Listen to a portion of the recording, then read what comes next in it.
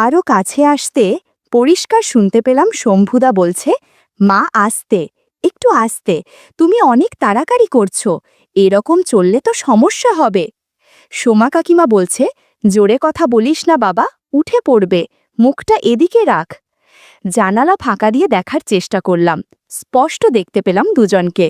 সোমা কাকিমা জবা ফুল নিয়ে বসে আছে আর শম্ভুদা জবা ফুল নিয়ে কি যেন করছে।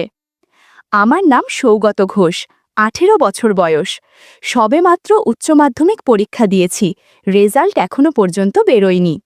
আমি পড়াশোনায় একেবারে ভালো নই, আমার আর পড়াশোনা হবে না, তাই ভেবে নিয়েছি পরের বছর থেকে পারিবারিক কাপড়ের ব্যবসাতে নেমে পড়ব। আমার ঠাকুরদা মানে বিমলেন্দু ঘোষ, সবাই ওনাকে বিমলবাবু বলেই চেনেন, আমাদের বাড়ির কর্তা।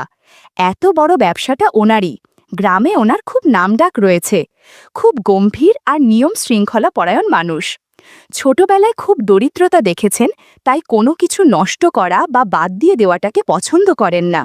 বাড়ির যাবতীয় সব সোনা গয়না কিংবা টাকা পয়সা সব কিছুই দাদার আলমারিতে থাকে।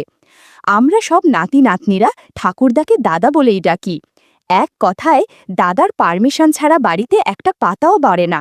বাড়ির সকলে দাদাকে খুব যেমন ভয় পায় তেমনি সম্মানও করি। দাদার কথা না শোনার সাহস কারোর নেই। কারোর টাকার দরকার হলে দাদাকে একটা টাকার হিসেব দিতে হয়। এই দিক থেকে আমি খুব বড়লোক, দাদা আমাকে খুব ভালোবাসেন, আমি ওনার চোখের তারা। একমাত্র আমাকেই দাদার কাছে টাকা পয়সার হিসেব দিতে হয় না। আমি যখন যাই চাই দাদা আমাকে তার থেকেও অনেক বেশি দিয়ে দেন। আসলে প্রথমবার যখন ব্যবসায় লোকসান হয়েছিল তখন দাদারও শরীর খুব অসুস্থ হয়ে পড়েছিল। সবাই ভেবেছিল দাদা হয়তো আর বাঁচবেন না। ঠিক ওই সময় আমার জন্ম হয়। জন্মের 1 সপ্তাহের মধ্যেই দাদা একেবারে সুস্থ হয়ে ওঠেন আর ব্যবসায়ও উন্নতি হয়। তাই দাদার কাছে আমি হলাম ওনার রক্তমুখী নীলা। আর দাদি মানে আমার ঠাকুমা সাধনা দেবী সারা দিন দাদার সেবা আর পুজো পাঠ নিয়েই থাকেন। আমার বাবারা 3 ভাই আর 2 বোন। আমার জেঠু মানে অরুণকান্তি ঘোষ খুবই সাদাসিধে মানুষ, কারোর সাথে পাচে থাকেন না, খুবই শান্ত ও নিরীহ প্রকৃতির মানুষ। জেঠিমার নাম পারুল ঘোষ, উনি একজন সরকারি স্কুলের শিক্ষিকা। জেঠু জেঠিমা আমাদের নিজের সন্তানের থেকেও বেশি ভালোবাসেন, কিন্তু দুর্ভাগ্যবশত এমন মানুষদের কোনো ছেলে মেয়ে নেই, তাই হয়তো একটু বেশিই ভালোবাসেন আমাদের। জেঠিমা বেশিরভাগ দিনই বাপের বাড়িতে থাকেন চাকরির জন্যে। আসলে প্রতিদিন এখন থেকে স্কুলে যাতায়াত করা সম্ভব হয় না তাই। তবে প্রতি শনিবার স্কুল ছুটির পর বাড়ি চলে আসেন, আবার সোমবার সকালে বেরিয়ে যান। জেঠিমা খুবই অমায়িক প্রকৃতির মানুষ, এমনকি উনি ওনারও মাইনের টাকাটা দাদার হাতেই তুলে দেন। দাদা এত হিসেবি বলেই আজ আমাদের পরিবার এতটা প্রভাবশালী। আমার বাবার নাম বরুণকান্তি ঘোষ, খুবই খোশমেজাজি মানুষ, সব সময় হাসি খুশি থাকেন। আমি কখনো বাবাকে রাগ বা ঝগড়া করতে দেখিনি। খুবই মিষ্টভাষী, কাপড়ের দোকানেই কাজ করেন। আমার মায়ের নাম আরতি ঘোষ, বাবা মায়ের লাভ ম্যারেজ, মা হাউসওয়াইফ। মা খুব ভালো ছবি আঁকেন, মাকে খুব সুন্দর দেখতে। মাকে দেখলে কেউ বলবে না যে মায়ের বয়স 34 বছর, এখনও মাকে 24 কি 25 বছর বয়সী বলে মনে হয়। আমার একজন দিদি আছে, সুচরিতা ঘোষ, দিদি কলেজে পড়ে, ফার্স্ট ইয়ার। আসলে আমাদের পরিবার খুব বড়, আরও অনেক আত্মীয় রয়েছেন আমাদের, তবে ওনাদের পরিচয় পরে হবে। বাড়ির দুর্গাপুজো, পুজোর 10 দিন আগে থেকেই বাড়িতে ব্যস্ততা শুরু হয়ে যায়। প্রথম থেকেই আমাদের বাড়িতে দুর্গাপুজো খুব ধুমধাম করে পালন করা হয়। পুজোর পুরো সপ্তাহটা বাড়ির সবাই ও সমস্ত আত্মীয় স্বজন আমাদের বাড়িতেই থাকেন। পুজোতে এখনও 1 সপ্তাহ বাকি, তাই এখন থেকেই বাড়িতে আত্মীয়দের আনাগোনা শুরু হয়ে গেছে। অনেক বড় বাড়ি আমাদের, অনেকগুলো শোয়ার ঘর রয়েছে, তাই এই সময় বাড়িতে থাকা নিয়ে কোনো অসুবিধে হয় না। এখন দুপুর 12টা, বাড়িতে এখন পুরুষদের স্নানের তোড়জোড় চলছে। কিছুদিন আগে দাদার পায়ে মোচ লেগেছে, তাই দাদি দাদাকে স্নান করিয়ে দেন। পুরুষদের মধ্যে দাদা সবার আগে স্নান করেন, বাড়ির কর্তা বলে কথা। মা কাকিমারা বেলা 11টার আগে স্নান সেরে নেন। আমি এসেছি আমার এক বন্ধু বিশালের বাড়ি পুজোর নিমন্ত্রণ নিয়ে। যদিও আমাদের বাড়ির পাশেই বন্ধুটার বাড়ির, আর অনেক দিন আগে থাকতেই ওকে বলেছি সপরিবারে উপস্থিত থাকার জন্যে, তবুও বাড়িতে এসে বলে যাওয়াটা আমাদের প্রথা। ছোটবেলায় বিশালদের বাড়ি খুব আসতাম খেলার জন্যে, এখন আর খুব একটা যাতায়াত হয় না। বিশালের বাবা কাজের জন্য বিলেতে থাকতে হয়। 2 বছর একবার কি দুবার আসেন। আমি কাকুকে খুবই কম দেখছি। হঠাৎ বাইরে কখনো দেখলে হয়তো আমি চিনতেও পারবো না। আমাকে বাড়িতে দেখে বিশালের মা খুব খুশি হলেন। বিশালের মাকে আমি কাকিমা বলে ডাকি। কাকিমা আমাকে বলল, তোমাকে তো এখন আর দেখাই যায় না। বিশালকে যে কতবার বলেছি তোমাকে একবার বাড়িতে নিয়ে আসার জন্যে। তুমি তো আর অসই না। এখন আমাদের বাড়ি আর আসতে ভালো লাগে না বুঝি? আমি বললাম, না না কাকিমা, ওরকম কোনো ব্যাপার নয়। আসলে এখন আর সময় পেতাম না। একদিকে পরীক্ষার চিন্তা, তার উপর ঠাকুমার শরীরটাও খুব একটা ভালো থাকে না। মাঝে মাঝে অসুস্থ হয়ে পড়েন। তাই একটু ব্যস্ত থাকতে হয়। বাড়ির বড় ছেলে বলে কথা, বুঝতেই পারছো। বিশালের কথা জিজ্ঞাসা করতেই কাকিমা বললেন, বিশাল এইমাত্র স্নান করতে গেছে। একটু বসো, আমি একটু চা করে আনি। চা খেতে খেতে বিশু চলে আসবে। এই বলে কাকিমা চা করতে চলে গেলেন। আমিও সোফার উপর পা তুলে বসে পড়লাম। বিশালদের বাড়িতে কত স্মৃতি রয়েছে আমাদের। আমাদের বলতে আমার, বিশাল, সৌম্য, ছোটু আর বৃষ্টির। বৃষ্টি হলো বিশালের দিদি। আমার থেকে 1 বছরের বড়। ওকে আমি দিদি বলি না। আমরা একসাথেই পড়তাম ক্লাস 10 পর্যন্ত। তারপর বৃষ্টি মামার বাড়ি চলে যায় ইন্টার পড়ার জন্যে। তারপর থেকে আর ওর সাথে খুব একটা দেখা হয়নি। আমি বৃষ্টিকে খুব পছন্দ করতাম। ছোটবেলায় আমি ওকে প্রপোজ করেছিলাম, আর বৃষ্টি আমাকে হ্যাঁও বলেছিল। আমার ছোটবেলায় ঘর ঘর খেলতাম যখন, আমার আর বৃষ্টির বিয়ে হতো। পুরোহিত হতো বিশাল। তখন খুব মজা করতাম। ছোটবেলার আনন্দের দিনগুলো কত তাড়াতাড়ি চলে যায়, তাই না? পুরনো দিনের বোকা বোকা কথাগুলো ভাবতে ভাবতে হঠাৎ মুচকি মুচকি হেসে ফেললাম। ওই সময় আমার চোখ চলে যায় বারান্দায় শুকোতে দেওয়া ব্লাউজের উপর। 2টো ব্লাউজ রাখা আছে সেখানে। একটা হালকা গোলাপি আর একটা কালো। পাতলা কাপড়ের ফুলের ডিজাইনে বানানো। মনের মধ্যে কিছু অদ্ভুত চিন্তা ঘুরতে লাগিল। এমন সময় কাকিমা এসে বলল, এই নাও চা। চমকে বাম দিকে তাকিয়ে দেখি কাকিমা চায়ের কাপটা টেবিলের ওপর রেখে একটু ইতস্তত করে বললেন, একটু বসো, আমি 2টো বিস্কুট নিয়ে আসি। আমি মনে মনে বললাম, হায় কপাল, কাকিমা কি দেখে ফেলেছেন আমি ওই দিকে তাকিয়েছিলাম? হ্যাঁ, নিশ্চয়ই দেখেছেন, না হলে এমন ইতস্তত বোধ করছিলেন কেন? হে ভগবান, কাকিমা আমাকে নিয়ে কি ভাবছেন কে জানে। এত 7-5 ভাবছি, তবুও মনটা ইমাজিনেশনের কাকিমার ওই কাপড়ের দিকেই আছে। কাকিমার বিস্কুট আনতে এত দেরি লাগছে, নিশ্চয়ই কাকিমা আমাকে খুব খারাপ ভেবেছেন। কি করব কিছু বুঝতে পারছিলাম না। এমন সময় কাকিমা বিস্কুট নিয়ে এলেন। আমি কাকিমার দিকে একবার তাকিয়ে আবার মুখটা নিচের দিকে করে ফেললাম লজ্জায়। কাকিমার মুখের দিকে কি করে তাকাই? কাকিমা চায়ের প্লেটে বিস্কুটগুলো রেখে প্লেটটা আমাকে বাড়িয়ে দিলেন। প্লেটটা কাকিমার হাত থেকে নিতে গিয়ে দেখলাম কাকিমার কাছে 2টো জবা ফুল রয়েছে।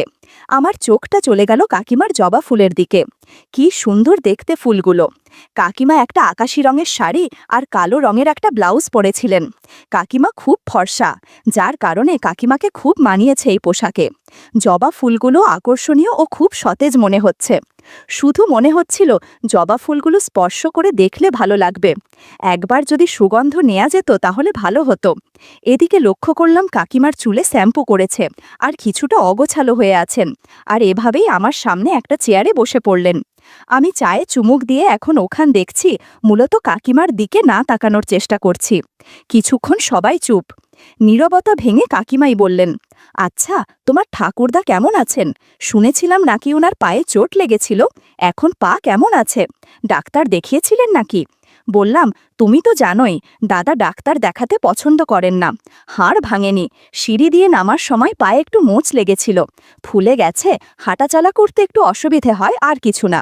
আবার কিছুক্ষণ চুপ। এবার আমি বললাম, বৃষ্টি কেমন আছে? ওর পরীক্ষা কেমন হয়েছে? ও কবে আসবে বাড়িতে?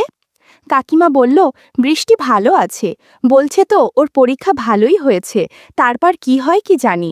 ও তো পুজোতে আসছে আর 3-4 দিন পরেই। কথা বলতে বলতে কাকিমা ভেজা চুলটা খোলে শুকাতে লাগলেন। আঁচলখানা কাঁধ থেকে বাম হাতের কনুইয়ের কাছে চলে এসেছে কাকিমার। একটু অস্বস্তি লাগছিল।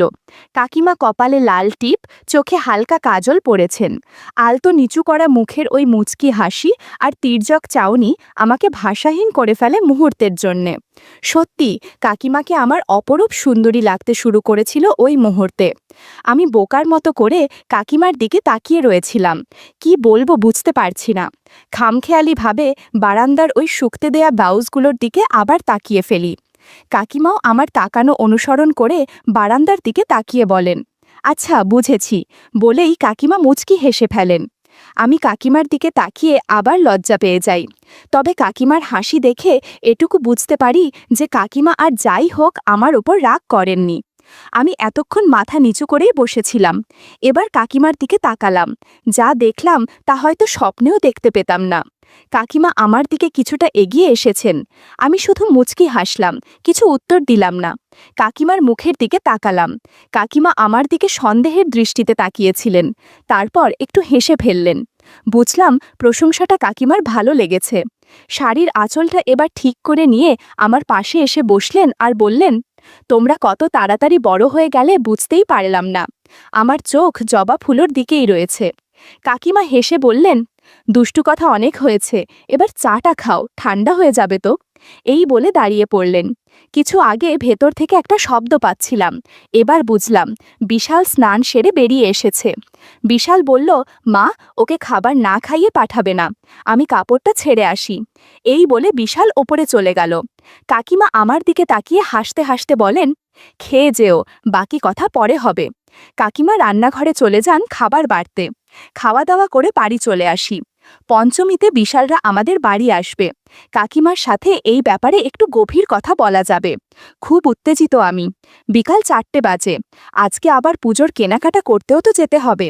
বাড়ির মহিলাদের সাথে কাপড় কেনাকাটা করতে যাওয়াটা বড় ভয়ঙ্কর ব্যাপার। তার ওপর আমি একমাত্র পুরুষ যে বাড়িতে আছি। এর মানে আজকে সবার কাপড় বোয়ার দায়িত্ব আমার। মা, কাকিমা, দিদি, ছোট পিসি আর আমি পৌঁছে যাই দোকানে। জেঠিমা কিছুক্ষণ পরেই চলে আসবেন স্কুল থেকে। যাই হোক, কেনাকাটা করে বাড়ি পৌঁছলাম রাত 8:30। তখন দাদা আর শক্তিবাবু বৈঠক ঘরে বসে গল্প করছিলেন। খুব জ্ঞানী ব্যক্তি। যখনই বাড়ি আসেন বাড়ির সকলে ওনাকে হাঁটু গেড়ে প্রণাম করেন। উনি সবাইকে বুকে জড়িয়ে নিয়ে বলেন, শুভম। মা সবার শেষে শক্তিবাবুকে প্রণাম করতে গেছেন। শক্তিবাবু মাকে একটু বেশিক্ষণ আশীর্বাদ করলেন। মাথায় হাত বুলিয়ে দিতে দিতে বললেন, আরতি, কিছুদিন থেকেই লক্ষ্য করছি তোমার মনটা বড় চঞ্চল। মনকে স্থির করো। অনেক দিন তোমার হাতে চা খাইনি, 1 কাপ চা নিয়ে এসো তো দেখি। খেয়াল করলাম মা এতক্ষণ শক্তিবাবুর আশীর্বাদে যেন কোথাও হারিয়ে গেছেন। ঠোঁটের কোণে মিষ্টি হাসি নিয়ে বন্ধ চোখে মা কেমন যেন ঢলে পড়েছেন শক্তিবাবুর ওপর। চমক ভাঙল যখন দাদা বললেন, মেজ বৌমা, ঠাকুরমশাইয়ের জন্য 1 কাপ চা করে নিয়ে এসো যাও। মা চলে গেলেন। আমিও রুমে চলে এলাম। দরজা খুলতেই দেখি দিদি শুধু লেগিংস পরা রয়েছে। হঠাৎ দরজা খোলার আওয়াজ পেতেই দিদি পেছন ফিরে তাকালো। একটু অপ্রস্তুত হয়ে গেলাম। খেয়াল করলাম দিদির কাছে 2টো গোলাপ ফুল আছে। গোলাপ ফুল এখনও সতেন নুইয়ে পড়েনি। বন্ধুরা, তোমাদের একটা কথা বলি। রাতে আমি দিদির সাথে ঘুমাই। অনেক সময় দিদির অজান্তে ওই গোলাপ ফুল স্পর্শ করে দেখি। যাই হোক, আচমকা ঘরে ঢুকতেই দিদি বলল, তোকে না কতবার বলেছি রুমে ঢোকার আগে দরজায় টোকা দিবি। তুই ইচ্ছে করেই করিস সেগুলো, তাই না? বাইরে যা, আমি কাপড় পরি, তারপর তুই আসিস। যা বাইরে। আমি বললাম, বুঝতে পারিনি তুই ছিলি ভেতরে, আমি বাইরে চলে যাচ্ছি। বলেই বাইরে চলে আসলাম। দরজায় টোকা দেওয়ার কথা যে আমি ভুলে যাই তা নয়, আসলে গোলাপ ফুল দেখার জন্যে আর নক না করে সোজা ঘরে ঢুকে পড়ি। বাইরে কিছুক্ষণ অপেক্ষা করার পর দিদি বেরিয়ে গেল। যাওয়ার সময়ে আমার দিকে কটমট করে দেখে গেল। আমি আর কোনো কথা না বাড়িয়ে রুমের ভেতরে গিয়ে কাপড় পাল্টে নিলাম। বারবার মাথার মধ্যে বিশালের মায়ের কথা আর একটু আগে দিদির কথা ঘোরাঘুরি করতে লাগলো। অদ্ভুত অনুভূতি হচ্ছিল। মনে হলো টিউবওয়েলের পানি ছাড়লে ভালো হবে। আমি জানি দিদি জামা কাপড় কোথায় রাখে। দিদির কিছু বিশেষ কাপড় হাতে নিলাম আর টিউবওয়েলের জল ছেড়ে দিলাম। খেয়াল নেই যে দরজা খোলাই আছে। ইতিমধ্যে সৌম্য, মানে আমার কাজিন ভাই, ঘরে ঢুকে এসেছে। ওরা এই মাত্র মামাবাড়ি থেকে ফিরেছে। আমি সৌম্যকে দেখে তাড়াহুড়ো করে দিদির কিছু জিনিস লুকানোর চেষ্টা করলাম, কিন্তু পারলাম না। ও এর মধ্যেই দেখে ফেলেছে। আমাকে দেখে হেসে দিল। আসলে আমরা দুজনেই এক ধরনের। আমি বললাম, সৌম্য, প্লিজ কাউকে বলিস না, প্লিজ ভাই, না হলে আমি মরে যাব, প্লিজ। সৌম্য বলল, আরে না রে, এসব কথা কাউকে বলা যায় নাকি? আমি কাউকে বলবো না, তুই চিন্তা করিস না। কিন্তু তোর কি মাথা খারাপ নাকি? ওটাতে জল ফেললে দিদি বুঝতে পারবে, তখন কি করবি তুই? আমি বললাম, আরে কিচ্ছু হবে না, এসব কি তুই ভাবিস না। সৌম্য আমার দিকে এগিয়ে এসে বলল, আমাকে একবার দে না ওটা, আমিও একবার হতে নি, আমি কাউকে বলবো না। আমি একটু স্বস্তি পেলাম, ওর হাতে দিয়ে দিলাম, আর একটু আগে দিদিকে দেখার ঘটনার বর্ণনা দিতে লাগলাম। কিছু সময় পর খাবার খাওয়ার ডাক এলো। একটু পর আমরা দুজনও ডাইনিং রুমে চলে এলাম। দুজন পাশাপাশি বসলাম, ঠিক দিদির সামনেই। আমাদের টেবিল চেয়ার আছে খাওয়ায় ঘরে, কিন্তু দুপুরে আর রাতে ঠাকুরদা মেঝেতে বসেই খেতে পছন্দ করেন, তাই আমাদের নিচেই বসতে হয়। আমরা সবাই একসাথেই খেতে বসি। মা, কাকিমা আর জেঠিমা সবার পরে খান। একদিকে মা ঠাকুরদাদের খাবার বেড়ে দিলেন, অন্যদিকে সৌম্যর মা মানে আমার কাকিমা আমাকে খাবার দিচ্ছিল। লক্ষ্য করলাম এখানেও কাকিমার কাছে বড় আকারের জবা ফুল রয়েছে। অজান্তেই জবা ফুলের দিকে চোখ চলে যায়। এক দৃষ্টিতে জবা ফুলের দিকে তাকিয়ে আছি। হঠাৎ খেয়াল হলো আমার পাশেই তো বসে আছে সৌম্য। খুব খারাপ হবে যদি ও জানতে পারে যে আমি ওর মায়ের কাছে রাখা জবা ফুলের দিকে তাকিয়ে আছি। চোখ সরিয়ে আনলাম। কাকিমা এবার সৌম্যকে খাবার দিতে গেলেন। তাড়াতাড়ি খাওয়া শেষ করে আবার একবার ভাত নিয়ে আসতে বললাম, কিন্তু এবারে মা ভাত নিয়ে এলো। মনটা খারাপ হয়ে গেল। আমাকে ভাত দেওয়ার পর মা ঠাকুরদাকে ভাত দিতে গেলেন। একবার ঠাকুরদার দিকে এক ঝলক দেখলাম। মা ঠাকুরদাকে ভাত দেওয়ার জন্যে ঝুঁকেছিলেন। আমি স্পষ্ট দেখলাম ঠাকুরদা সোজাসুজি আমার মায়ের দিকেই দেখছেন। আমি ভুল হতেই পারি না, আমি পরিষ্কার দেখছি ঠাকুরদা একবারও চোখ সরাননি। কিছুক্ষণ পরে ঠাকুরদা আবার তরকারি চাইলে যখন মা দিতে আসেন, তখনও দেখি ঠাকুরদা আবার মায়ের দিকেই দেখছেন। কেমন জানি মনে হলো মাও ওটা লক্ষ্য করেছে, কিন্তু তবুও মা ইচ্ছে করেই যেন ঠাকুরদাকে বেশি করে দেখার সুযোগ করে দিচ্ছিলেন। আমার খুব রাগ হচ্ছিল, আবার খুব অদ্ভুত লাগছিল। আমাদের এই বাড়িতে কেউ না কেউ কারোর ওপর দুর্বল। যাই হোক, খাবার শেষ করে রুমে চলে এলাম। দিদি আমার আগেই রাতের খাবার শেষ করে চলে এসেছিল, এখনও ঘুমিয়ে পড়েনি। কাল থেকে সৌম্য আমাদের সাথে ঘুমানোর কথাটা দিদিকে বললাম। দিদি বেশি কিছু বলল না, শুধু ঠিক আছে বলে মোবাইল হাঁটতে শুরু করে দিল। 2 ঘন্টা পেরিয়ে গেছে। আমার খুব ঘুম পাচ্ছিল, তবুও আমি জেগেই আছি, শুধু সুযোগের অপেক্ষায়। কিন্তু দুর্ভাগ্য, দিদি মনে হয় আজকে আর আমার আগে ঘুমাবে না। আমারও জেদ চেপেছে। ঘুম কাটানোর জন্যে রুমের বাইরে টহল দিতে বেরিয়ে এলাম। ঠাকুরদার রুমে আলো জ্বলছে।